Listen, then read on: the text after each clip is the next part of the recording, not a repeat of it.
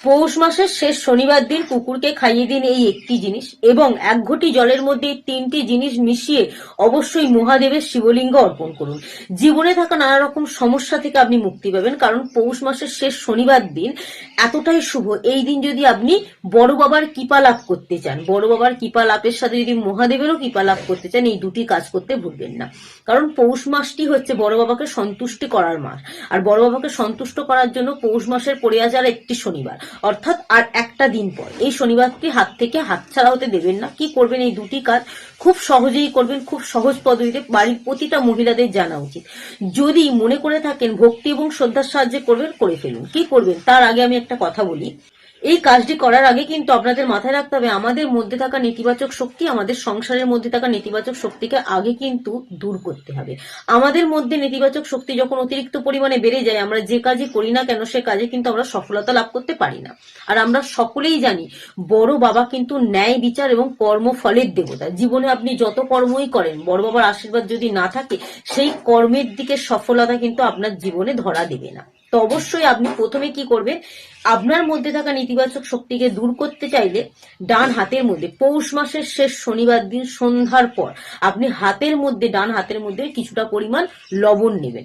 আমরা যে লবণ ব্যবহার করি, যদি না হয় তাহলে সন্ধব লবণ নেবেন। সেই লবণ নিয়ে আপনি আপনার মাথার চারপাশের উপর দিয়ে আপনি এই লবণটিকে হাতটি মুঠো করে 7 বার ঘুরিয়ে নেবেন এবং এই লবণটিকে আপনি যে কোনো প্রবাহমান জলের মধ্যে ফেলে দেবেন। তারপর আপনি এই দিন কুকুরকে একটি জিনিস খাওয়াতে ভুলবেন না। কি খাবেন? এই দিন কুকুরকে আপনি ভাতের সাথে, গরম যে ভাত হয় সেই ভাতকে ঠান্ডা করে নেবেন এবং দুধকে ফুটিয়ে ভালো করে ফোটাবেন, কারণ ওর মধ্যে একটা ব্যাকটেরিয়া থাকে। সেই ব্যাকটেরিয়াটা যত আপনি ফোটাবেন দুধটা বা জীবাণুটা মারা যাবে। এবং ফোটানোর পর সেই ঠান্ডা ভাতের সাথে মিশিয়ে যখন খাবারটা ঠান্ডা হয়ে যাবে, আপনি বাড়ির বাইরে বেরোবেন সন্ধ্যার পর এবং বাড়ির বাইরে বেরিয়ে কালো কুকুরকে যদি খাওয়াতে পারেন, বড় বাবা খুব প্রসন্ন হন। এবং যদি রুটির সাথে ঘি মিশিয়েও খাওয়াতে পারেন তাহলে কিন্তু অত্যন্ত শুভ হয়।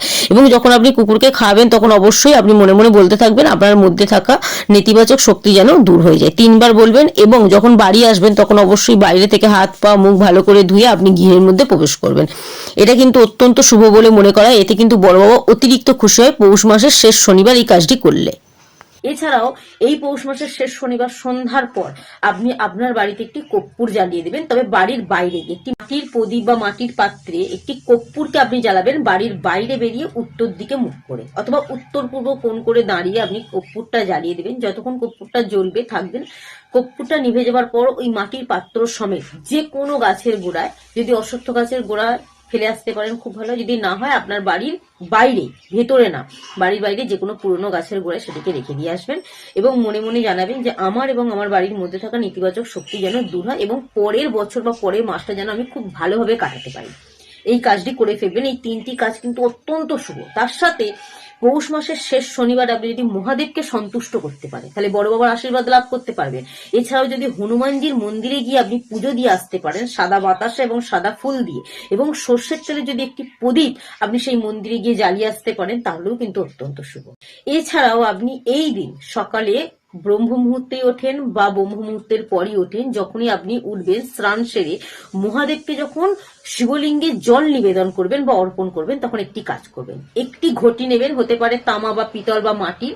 ঘটির মধ্যে আপনি, হতে পারে সেটা তামা, হতে পারে সেটা পিতল, যে কোনো ঘটির মধ্যে সাধারণ জল যে হয় কল থেকে জল নেবেন, তার মধ্যে কিছুটা পরিমাণ গঙ্গা জল, কিছুটা পরিমাণ কালো তিল এবং কিছুটা পরিমাণ কালো সর্ষে মিশিয়ে আপনি যদি মহাদেবের শিবলিঙ্গ অর্পণ করতে পারেন, বড় বাবার কৃপা আপনি লাভ করতে পারবেন। যে কোনো বাধা থেকে, যে কোনো বাধা বিপত্তি জীবন থেকে দূর করতে সাহায্য করবে এই কাজটি। মহাদেব কিন্তু সবসময় আপনাকে রক্ষা করবে এবং সংসারে বা আপনার জীবনে ধন সম্পদ বৃদ্ধি করবে। ভক্তি এবং শ্রদ্ধার সাহায্যে যে কাজই করেন সে কাজে জীবনে যেটা ভেবে করবেন তার দ্বিগুণ ফল আপনি লাভ করতে পারবেন। আর যদি মনে ভক্তি বা ভরসা বা বিশ্বাস না থাকে, যদি মনে হয় যে করেই দেখি কি হয়, তাহলে কিন্তু আপনি সেটা থেকে কোনো ফলদায়ক রূপ দেবে না।